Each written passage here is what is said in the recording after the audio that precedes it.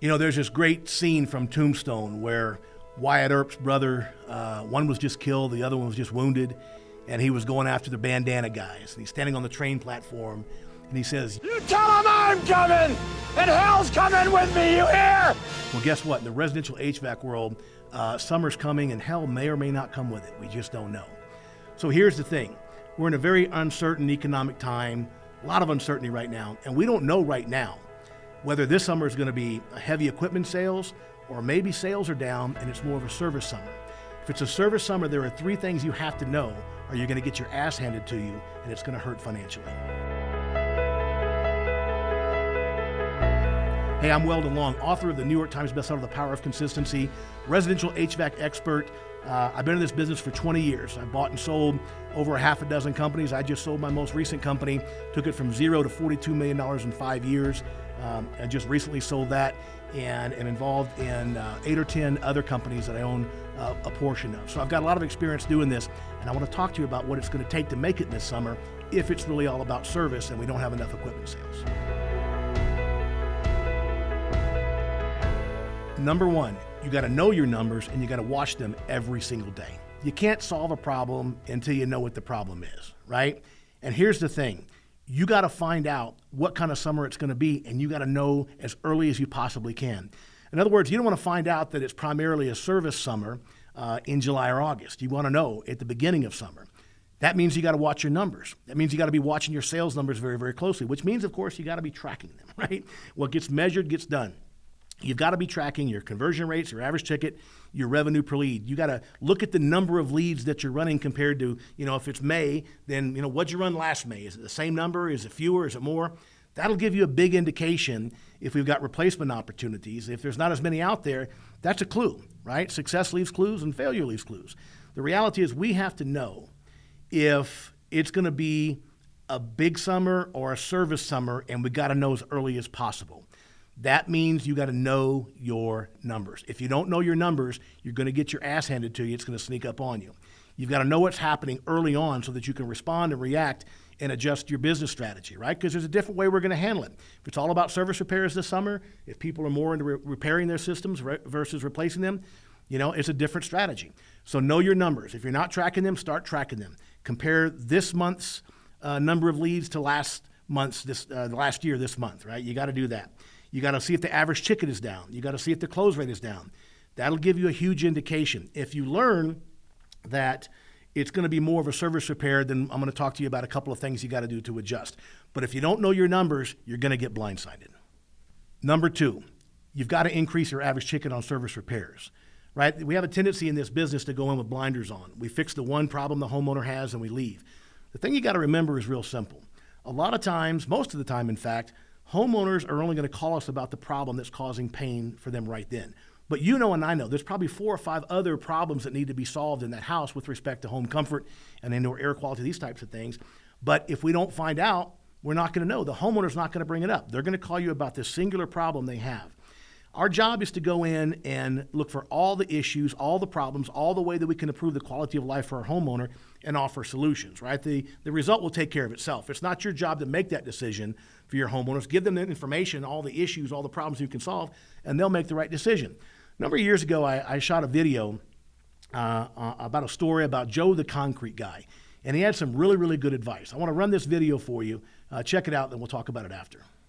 Effective sales is about high service, never about high pressure. Let me give an example of one of the most effective low-key sales presentations I've ever seen in my life.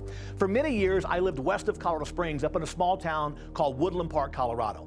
And it took about a half an hour each day to drive out of the mountains. And as I drove out of the mountains each day, I would go past a little restaurant called the Hungry Bear Restaurant. And as I drove past that restaurant every morning, I would see a white Ford pickup out there with black lettering on there. And all it said was Joe the Concrete Guy and a phone number.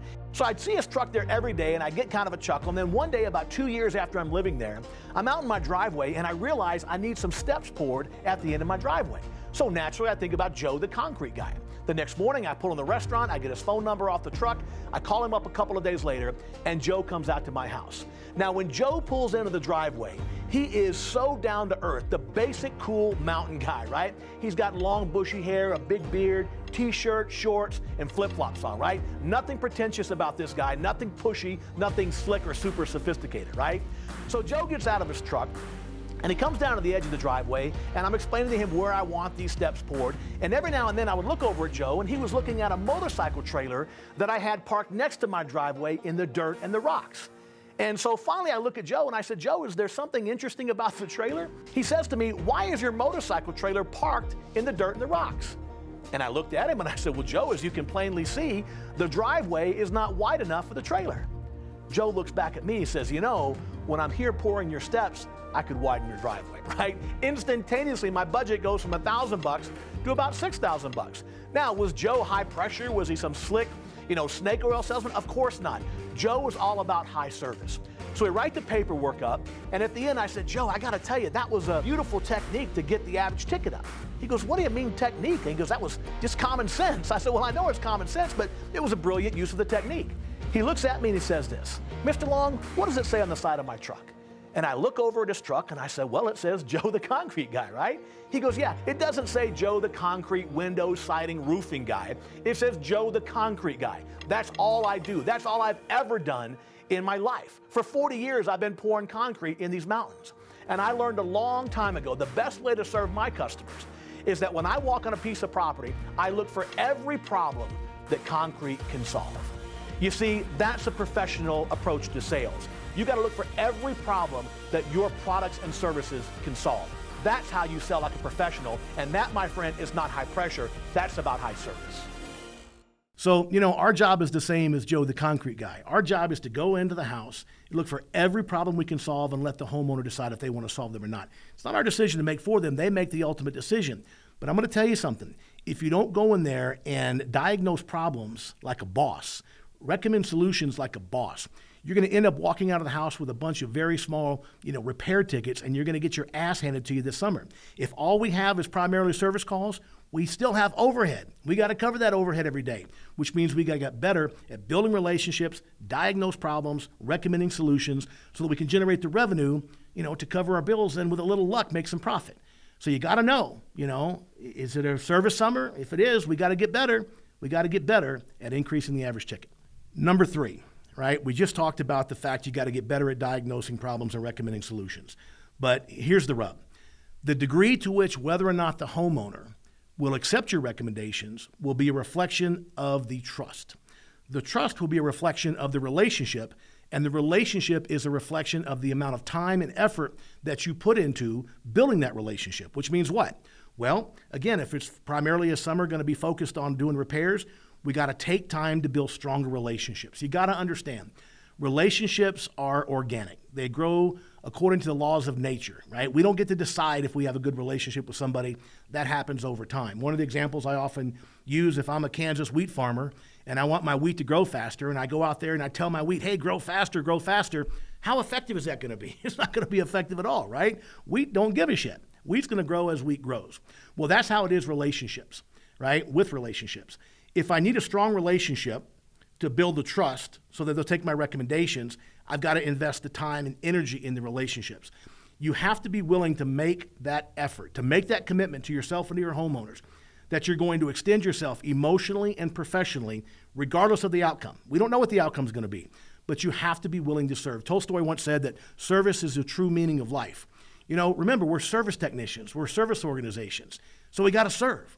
And all too often I see technicians go in, they go straight to the equipment, do the repair, and out the door they go. It's not going to fly. Now, if you got tons and tons of replacement opportunities this summer, maybe that will fly for you. But again, if it turns out, because this economy is so uncertain right now, people might decide to hold back.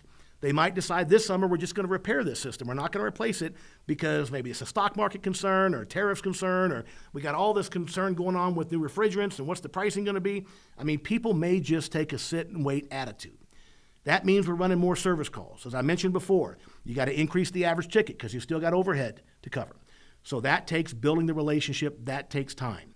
So you got to take the time and you got to make the commitment and be willing to extend yourself and commit the energy to building that relationship. How do we do that?